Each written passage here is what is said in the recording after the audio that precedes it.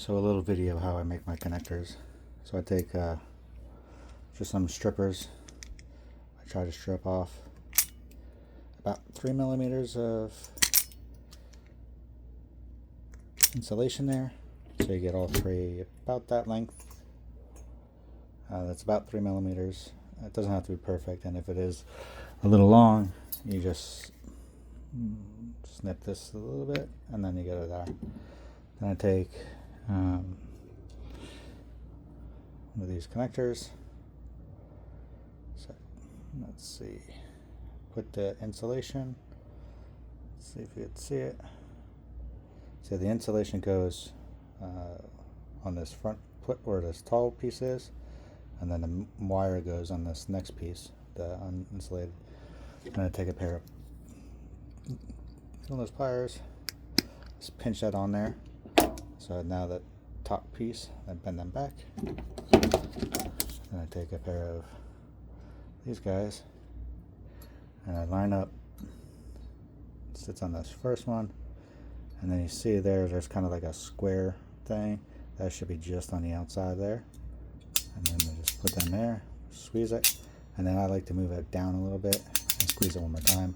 It flattens this section out down here a little bit more and makes it go into the housing a little better. So we'll just do that 2 more times real fast.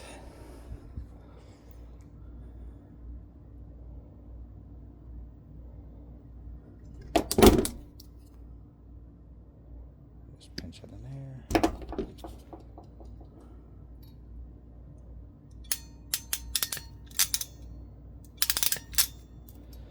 And you can make these in about 30 seconds, maybe a minute total, once you get comfortable with it. It's a little weird doing it on camera because I'm probably not getting it in the best angle, but